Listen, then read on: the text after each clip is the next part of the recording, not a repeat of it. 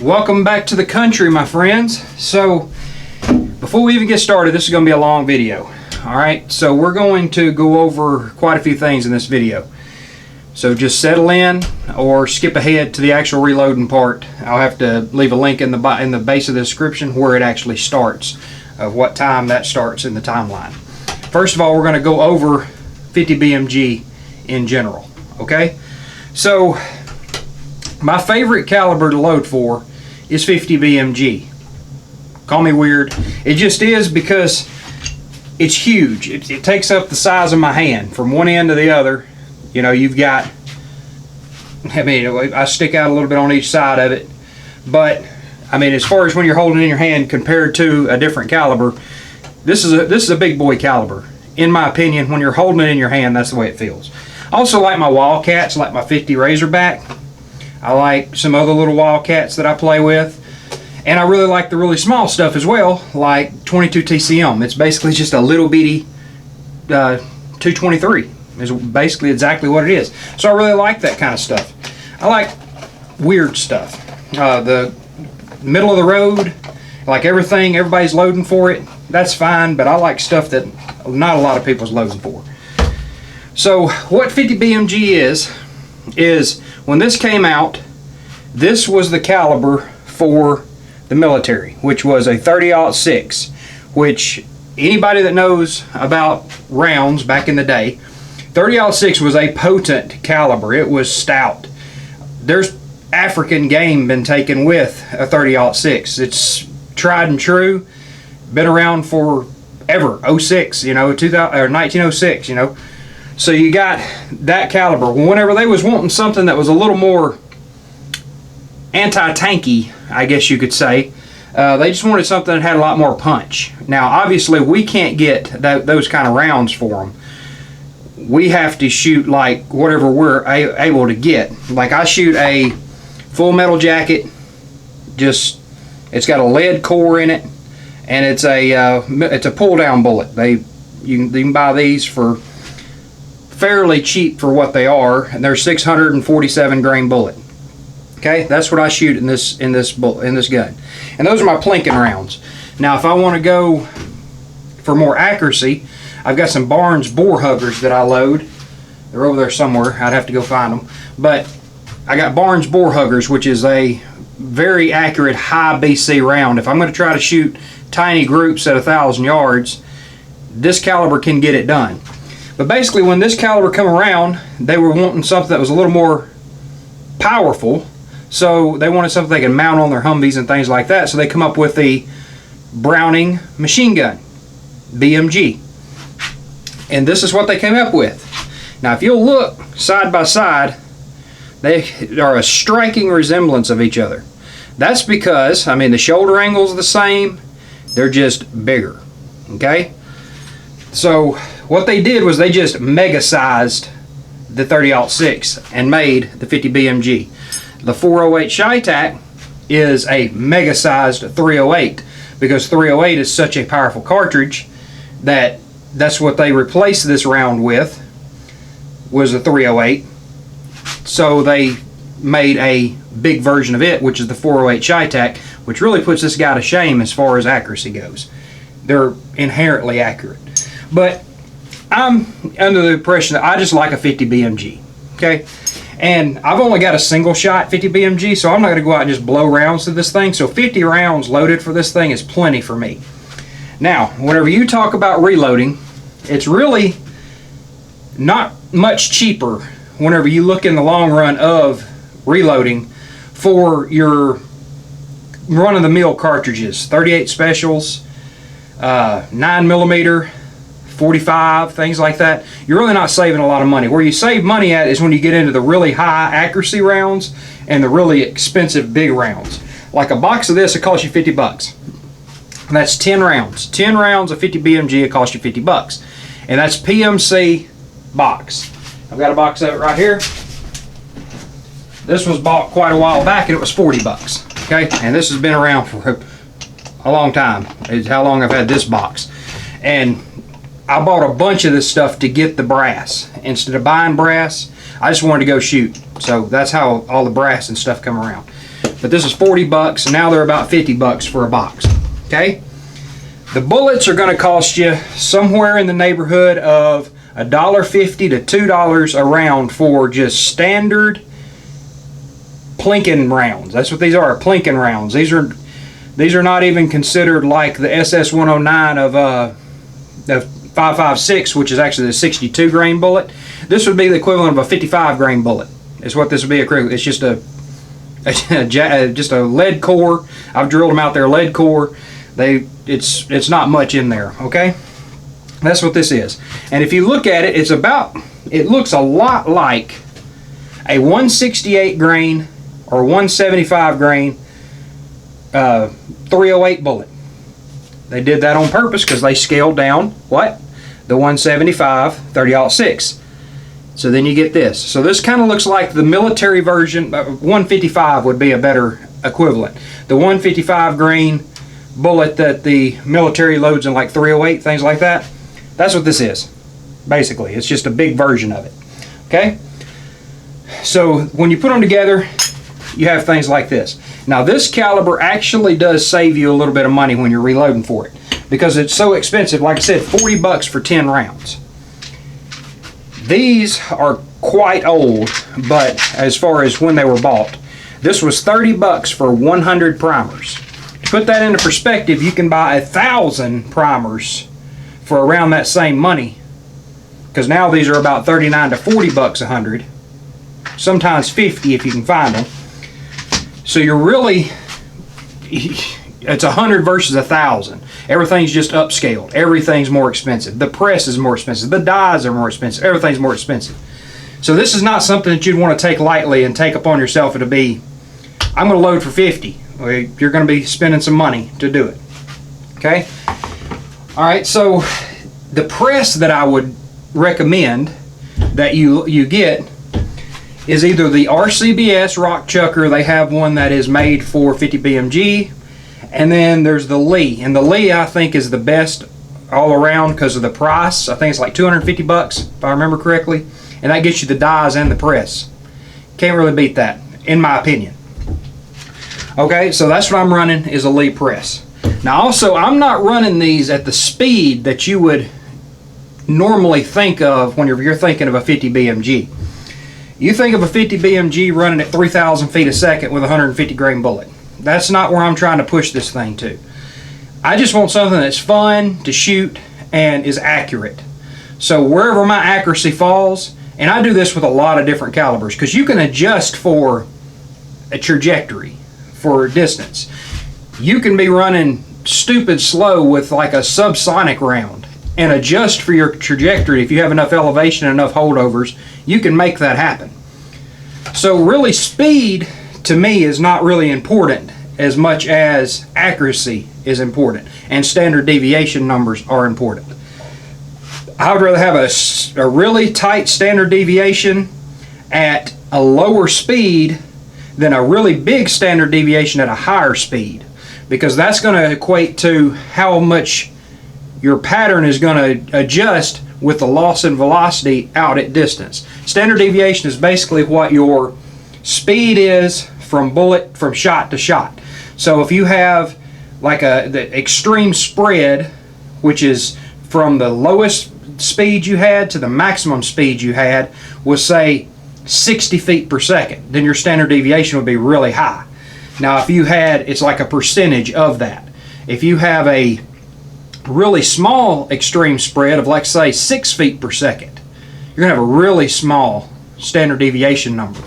That's what you want, is really small deviation numbers for making sure that every round you shoot goes where you want it to go.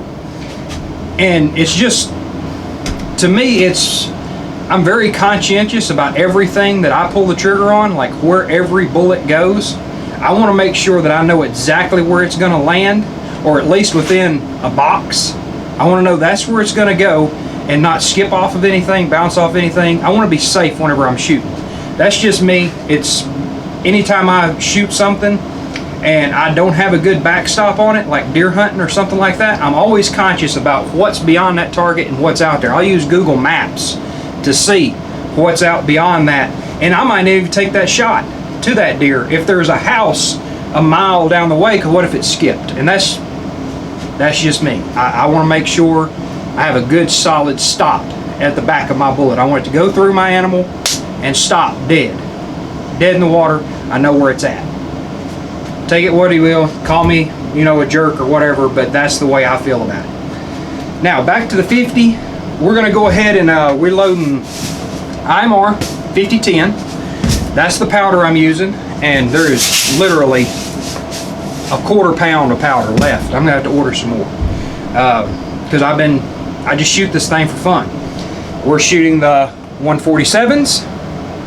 We're loading them with around 215 grains of powder, and that's giving me right at 2650-ish feet per second. I'd have to look at my actual notes to get the exact number, but about that, okay? It's about 2650. Just go ahead and figure that. Now, without further ado, we're going to turn you down here, get you in the press, and I'm going to show you through my steps.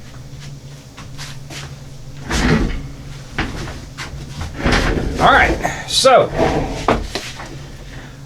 Lee press, all right? And this is a really good press if you're looking into buying a single stage press. The rock chucker as well. I could probably put these dies in that rock chucker because they're actually a 1 1/4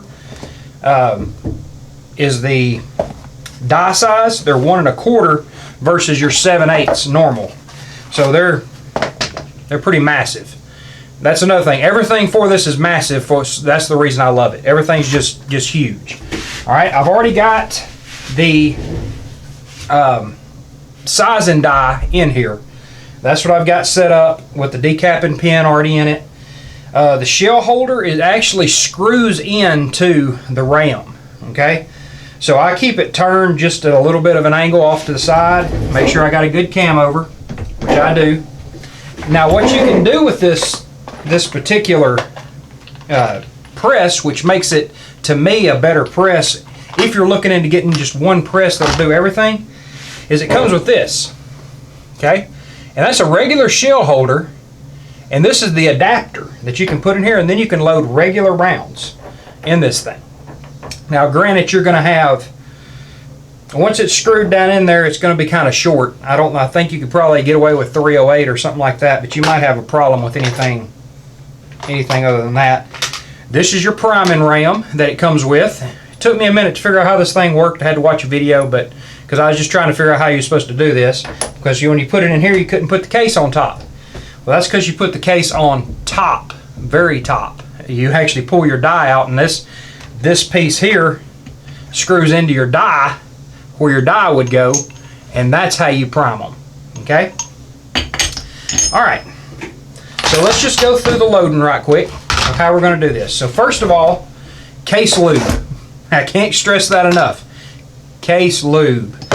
These are a big 30-06, so case lube is a must. And I just use Imperial Sizing Wax because that seems to be the Redding Imperial Sizing Wax. This stuff will last you forever. It really will. I mean, a 110 of it, you're pretty much set. And I just put a light coating on it and then kind of wipe it with my hand. All right. Then you put it in the end here, and then you just run it up. And it comes out very simply with that Imperial Sizing Wax. And then you have a deprimed, size down case. All right, and then I just wipe it off. I have to get my rag here and get them all wiped off. So I'm going to go ahead and do that, and then we do them all and get back with you on the next step. Okay, we're back for the next step. The next step is going to be, we're going to take and we're going to pull our sizing die, which is in there pretty tight. And what I'll do with these is, I've done it to a couple of them. I put, so because they're the lock rings that Lee ships with them, they don't actually lock. They don't have a set screw in them. So I just made my own. I drilled a hole in it and put a little set screw in there to give me a lock point. And I actually put 2 of them because the ring's so big. That's how I keep my dies set. Whenever I put them back in, I know they'll return. So now we need to go into priming. Now priming is one of those deals that wear safety glasses. With these you might want to wear earmuffs if you was to crush one, because these are crimped primers. So you want to get you some sort of a deburring tool and just kind of try to get that crimp. Now they sell a swedging kit for these, but it is like 150 bucks, and this works fine for me, and it gives me a little bit of a chamfer to get them started. So that's what I do. All right, and then you put it in, and then you get, I hadn't even opened these yet.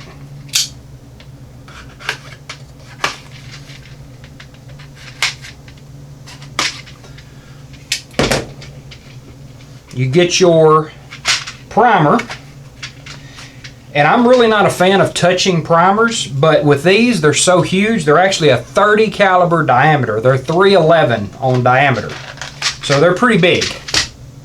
Just to put that into perspective, there's the size of your primer. See, I should have them knocked out. Yeah. Sometimes they fall on the floor, but this is an already fired large rifle primer right here. I'm going to hold that up beside a 50 BMG primer. They're big. Primers, like I said, they'll cost you around 40 bucks a pop. Okay?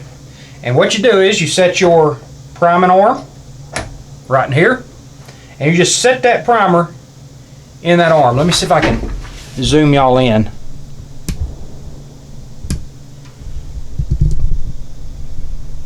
Okay, you just set it on the little priming arm, and really, this is in the way for y'all to see much is going on, ain't it? Pull this off. I just usually keep this particular powder measure set here, and it's pretty much wide open. I mean, it can open up a little bit more, but I just keep it set at that 215 grains, and it just stays on this press, because that's pretty much the only thing this press does, is for this. It's set up for this caliber. Okay, get that out of the way so y'all can see what's going on. All right, so we set our case in the top.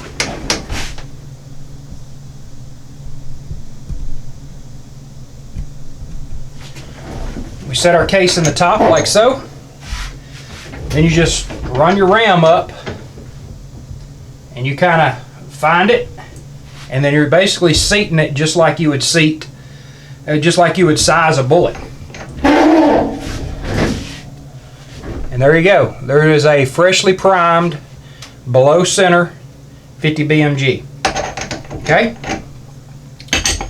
So then you pull this out. We're just doing one now, just so I can go through the steps and try not to make this video too gosh awful long. And then you get your seating die, which it has the same set screws in it, if you can see right there. Has the same set screws in it to make sure it's set properly.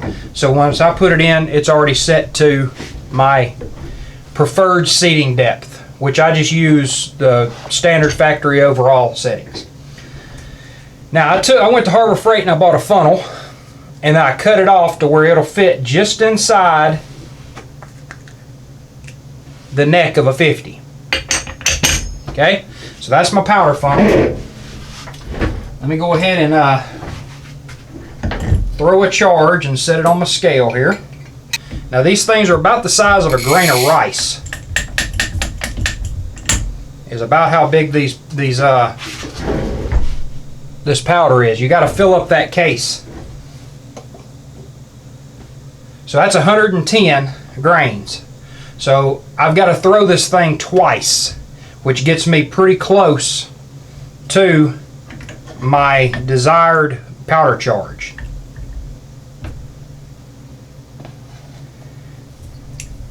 Didn't really think this through, did I? Just trying to show y'all what was going on, get y'all in the frame, and I unscrewed my powder measure. So we'll go ahead and get it put back. Die put back in.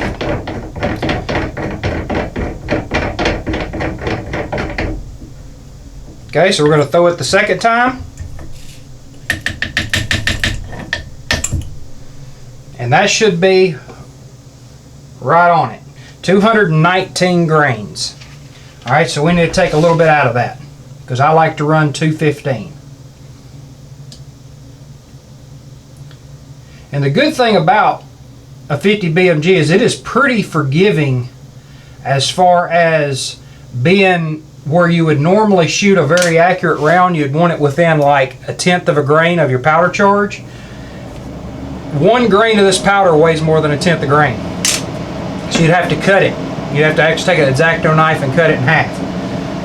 So this thing is pretty forgiving. I found that usually it was a grain a time. So normally when I make a load, I go 2/10 of a grain through the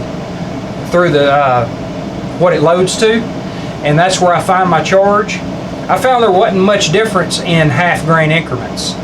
You really didn't see the major changes until you went to almost a full grain of charges. Now your mileage may vary, and I would suggest totally going half grain increments to start, but if you're not getting the jump you want, because the minimum and maximum charge of 50 BMG, we'll just grab the book here.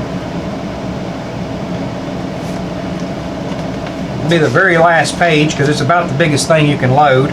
And they have a 750 grain bullet. So this is equivalent to the US 869, what I'm shooting here.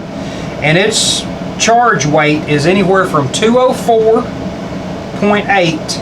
Max charge is 241. So you have almost a 50 grain deficit as far as from the minimum charge to the maximum charge. If you was doing half grain increments through that, like I found out really quick, it's going to take you forever to find a load. So I started out with half grain, and then I started going to grain increments.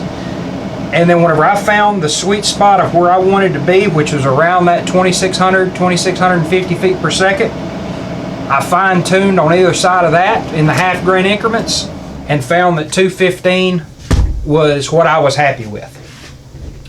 So we're at 215 grains. Throw that in the case. Then you have a loaded case. Now that comes right up to the base of the neck there, which is about what you would have if you loaded a 30-06 with a normal, like, say, Varget. So, as you can see, there's a lot of similarities here. It's just a lot bigger, which I really like. Now, I'm going to take a minute here to check something, and then I'll get right back to you. Okay, I'm back from La La Land. I wanted to make sure for a fact what my feet per second was, because I was guesstimating about where I was at on this, and looking in the book, that reminded me it's been probably close to a year since I loaded any 50, so things have kind of slipped my mind. So my actual speed is right at 2,600 feet per second. It's like 2595. So I'm right there at the top of the 2,500. I was thinking it was 2680 to 2690, but it's actually 2590, which I'm totally fine with, because my barrel is kind of short. The barrel length on this thing, I believe, is 30 inches. I'd have to double check that. It might be 28 inches, so I'm really not picking up that velocity out of that serbu single shot that I would get out of something like a 34 inch barrel. So I'm fine with that, but my standard deviation is in the single digits. So that's what I'm looking at. The standard deviation is single digits.